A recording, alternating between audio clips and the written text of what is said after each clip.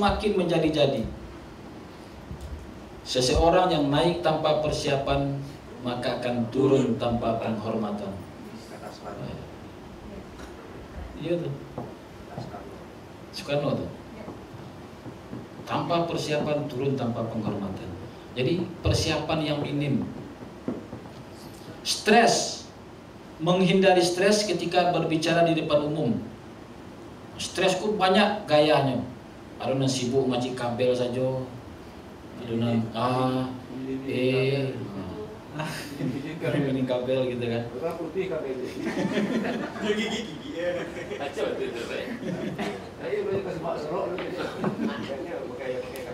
Stres. Blank atau takut tidak tahu apa yang harus dilakukan, apa yang dibicarakan ketika berbicara di depan umum. Nah, tambah lagi 3 hal ini bulan Bapak ketika kita diwawancarai oleh wartawan. Salah bicara, takut disanggah, penyangkalan atas statement yang disampaikan, kegagalan menjawab pertanyaan diberikan, atau membuka aib orang lain, atau munculnya ego diri sendiri dalam menyampaikan statement.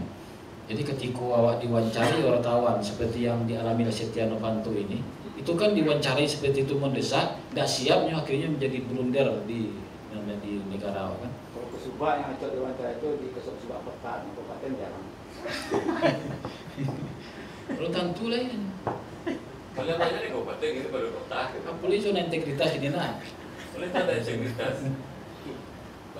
Nah, gejala orang takut, detak jantung semakin cepat. Beda kalau mau deket si takut jatuh jantung pula elok misalnya. Hah? Orang kreatif itu tidak ada puasa begini. Detak jantung semakin cepat. Hah? Ulang puasa Senin Kemis 2 Januari lain. Iya. Susu sunat. Iya. Orang puasa itu kalau orang kreatif tidak Terasa puasa. Kalau kreatif terasa puasa. mereka berapa? Kemudian lutut gemetar, sulit berdiri dan berjalan menuju mimbar. Di mana nyawa sih dulu jalannya lah kini kemari itu kan. Iya Pak, kalau orang grogi itu seperti itu. Manggarete. Bahkan ada yang meninggal ya kan. Serius. Iya. Ada kan? Yang Nah, meninggal pun yang. suara bergetar. Tidak suara ini orang cadangan. Apalagi inilah dulu mesin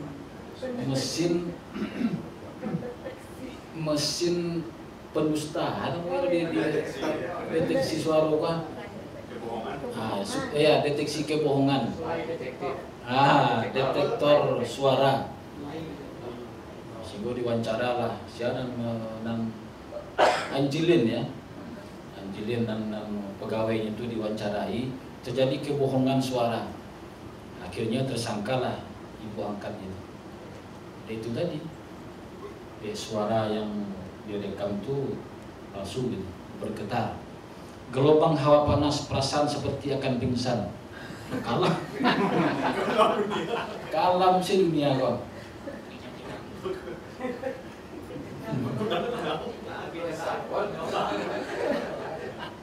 Kejang perut, terkadang disertai perasaan mual. Nah, itu mual itu stres rupanya.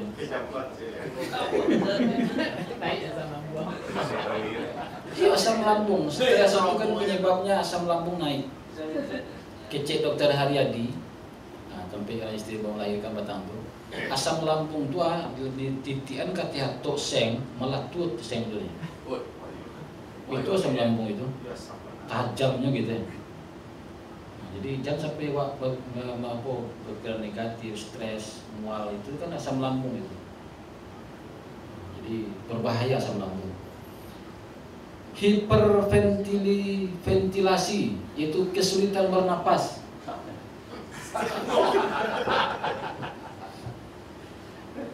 Ya masa saya nggak asma.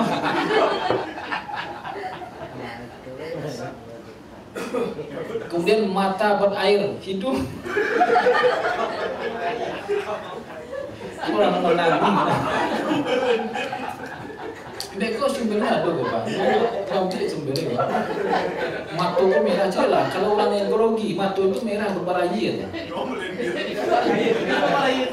Rasa kain. Itu kok mata berair, hidung berlendir. Yo itu. Boleh, Pak.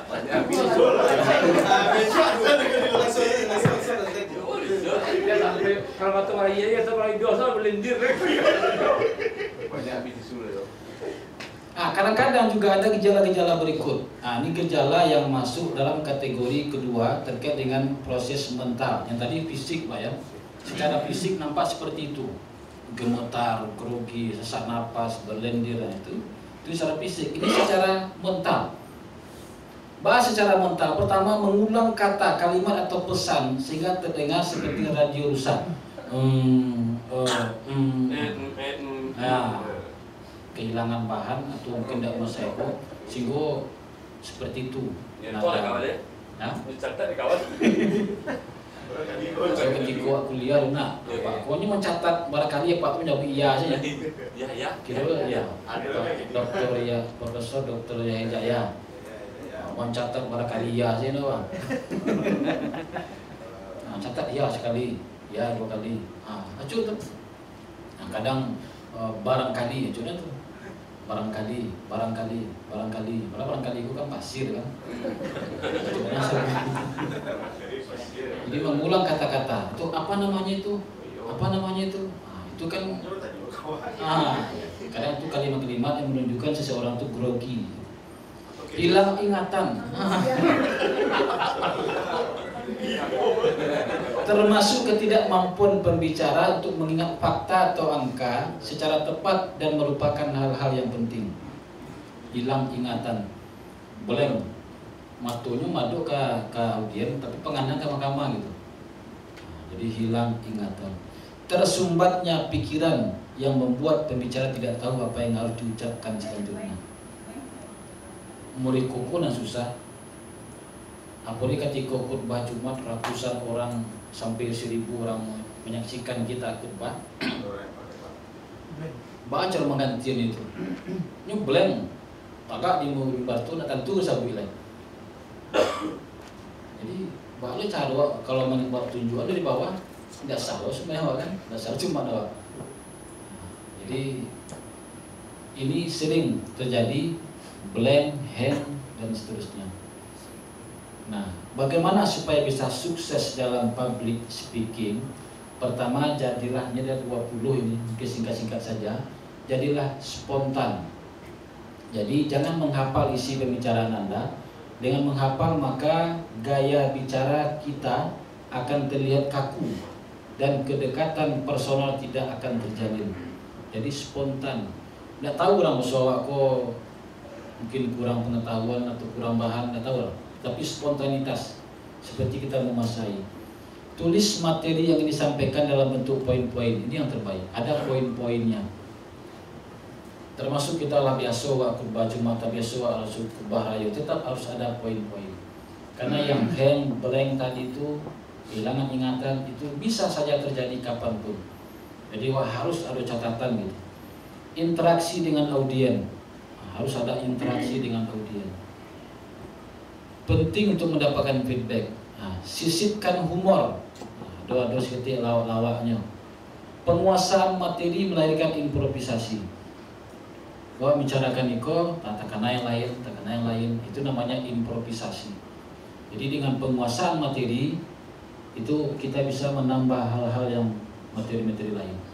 Jadi gini istilahnya Bapak dan Ibu, masuk sajalah seluruhnya ke dalam otak kita. Apunan informasi apapun, pacu sadonya masuk ke seluruh memori itu suatu saat akan keluar saja. Bila ada pertanyaan tentang itu, bila ada pembicaraan tentang hal itu, otomatis yang keluar. Jadi itu hebatnya komputer ingatan kita ini. Kini kok masih takana dewa apo ketika umur 5 tahun yang lalu. Tidak bang. Takana dewa 5 kita jatuh, 5 kita main, kita TK dulu. Itu hebatnya memori otak manusia ini. Jadi kuasai materi. Kemudian time management, atur waktu yang baik. Jangan dadakan, jangan mendadak. Kalau orang mau mengontak kita, mau menjadi narasumber, mau menjadi berbicara, tolong waktunya dipaskan. Jam beko malam ke ceramahku baru dulu akini baru sudah. Itu kalang kabutnya. Tapi kecuali kalau materi yang telah kita kuasai. Jadi harus atur waktu yang baik. Gunakan kekuatan cerita. Kalau baca itu orang akan menangah. Orang akan serius mendengar apa yang kita ceritakan. Jadi tidak hanya kita menyampaikan secara lurus saja, tapi ada bumbu-bumbunya dalam bentuk cerita, sehingga orang akan juga berpikir. Bangun kredibilitas. Berbicara harus mampu meningkatkan kepercayaan pendengar. Yakin orang apa yang sampaikan tuh. Kalau tidak yakin orang mau sampaikan, nah sehingga orang tidak akan apa gitu. Mix pesan yang akan disampaikan. Umur, cerita, statistik di atas dalam sebuah tulisnya.